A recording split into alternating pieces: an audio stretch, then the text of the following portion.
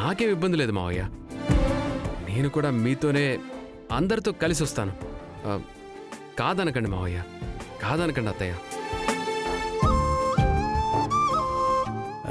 రండి మావయ్య. మావయ్య ఒక్క నిమిషం మావయ్య, మీరు పక్కన కూర్చోండి, నేను డ్రైవ్ చేస్తాను. అయ్యో మీరెందుకు బాబు, నేనే నడిపిస్తాను, మీరు అటు వచ్చి కూర్చోండి.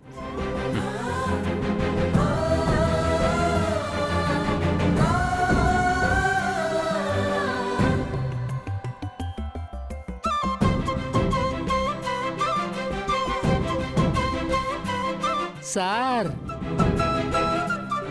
బాయ్ సార్,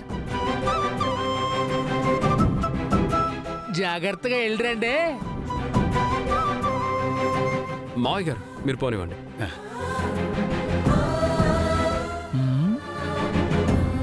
యాక్టింగే అనుకుంటే ఓవర్ యాక్టింగ్ కూడా మొదలెట్టేశాడు ఏంటో.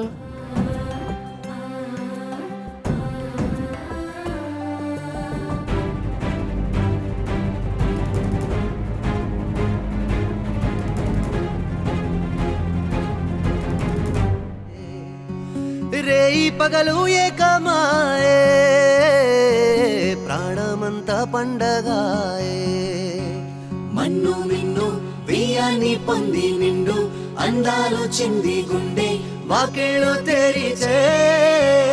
అంతా వింత నిజమైతే ఎంత రుచిగా ఉంటుంది అంటే చూడే ముందున్న కథనే. ఋతువులన్నీ పోతబోసి బ్రతుకు చీరనేచినట్టుగా రెండు దిక్కులో కటాయే, లోకమంతా రంగులాయే. రేయి పగలు ఏకమాయే, కాస్త లోపలికి జరు బాబు. ప్రాణమంతా పండగాయే. బాబు కూర్చోడానికి ఇబ్బంది పడుతున్నట్టున్నావు, వెనకాలొచ్చి కూర్చో బాబు. పర్లేదు అత్తయ్య, సర్దుకోవడంలో కూడా ఒక ఆనందం ఉంది.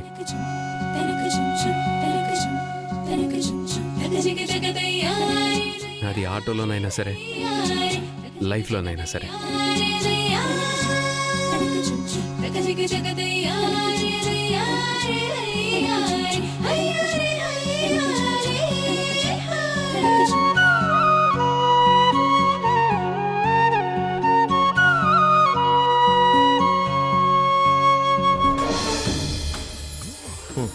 ఓకే, ఇప్పుడే కాదు, నేను కాల్ చేస్తాను, అప్పుడు వచ్చేయండి. సీమంతం ఫంక్షన్కి అవసరమైనవన్నీ మాట్లాడి రెడీగా పెట్టేశానమ్మా. సరేరా, ఇక వీళ్ళు బయలుదేరితే మనం సంతోషంగా మొదలు పెట్టచ్చు. అమ్మా, వీళ్ళు వెళ్తారంటావా, లేకపోతే ఇంకేమైనా ప్లాన్ చేద్దామా? అవసరం లేదురా, తులసి ప్లాన్ ఖచ్చితంగా ఫలిస్తుంది. నిజంగానే మీ నాన్న అభిమానిలాగా ఎంత బాగా నటించిందో. అవునులే అమ్మా, తనకి నటించడం బాగానే వచ్చు. అమ్మా, నా 60 అడుగుల విగ్రహం ఎలా ఉంటుందో చూడాలని నా మనసు ఒకటే ఊవిళ్ళూరుతుందమ్మా. చూస్తావులేరా, ఇంకెంతసేపు, మహా అయితే ఒక అరగంట అంతే కదా. మీ ఆవిడని పిలు, బయలుదేరదాం, రమ్మను. అలాగేనమ్మా.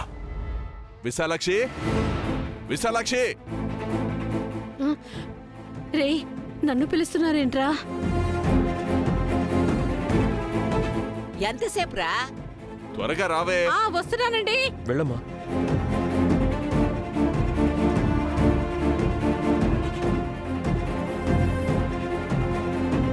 ఏయ్ విశాలాక్షి! వస్తున్నానండి, వస్తున్నాను. ఏంటండి? ఏంటండి అంటే, అక్కడి వాడా నా 60 అడుగుల విగ్రహం ఆవిష్కరణ అవుతుంటే ఏంటండి అని అడుగుతావంటే?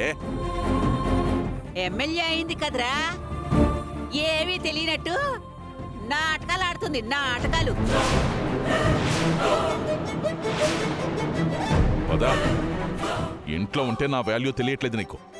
ఇవాళ నా విగ్రహం చూసి నువ్వు షాక్ అయ్యేలా నా ఫ్యాన్స్ చూసి షేక్ అవ్వాలి.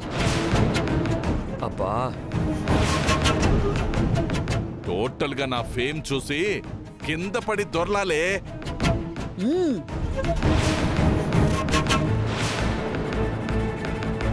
అయ్యయ్యో ఇప్పుడు నేను వెళ్ళిపోతే కీర్తి సీమంతం ఎలా జరిపించాలి?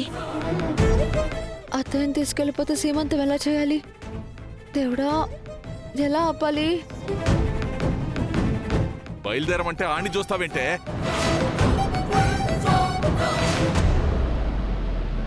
ఒరే బసవా, సిద్ధుని కూడా పిలవరా. అమ్మా, వాడిని పిలిస్తే వాడితో పాటు వాడి పెళ్ళాన్ని కూడా వెంట పెట్టుకుని వస్తాడు.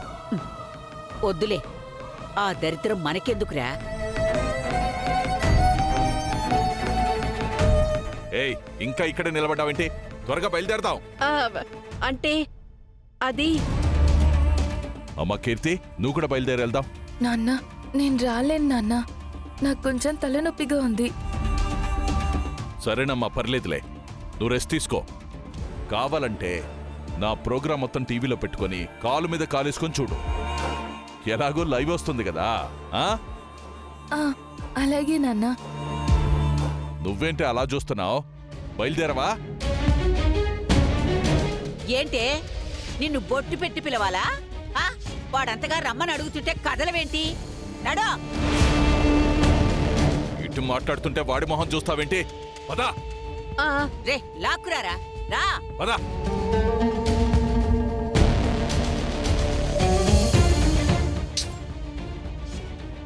అన్నయ్య, అన్నయ్య, ఏంట్రా ఇది? అమ్మ ఇప్పుడు వెళ్ళిపోతే నా సీమంతం కార్యక్రమం ఎలా జరుగుతుంది? ప్లీజ్ రా, ఏదో ఒకటి చెయ్యి. సరే సరే సరే, నువ్వు కంగారు పడకు, నేను ఏదో ఒకలా మేనేజ్ చేస్తాను.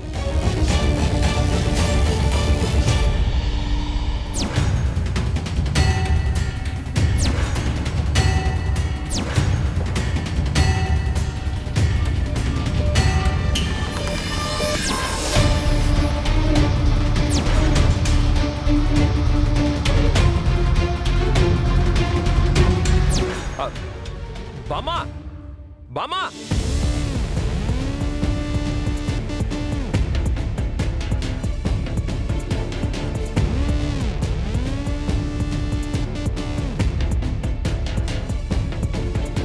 ఏంట్రా అలా అరిచావు?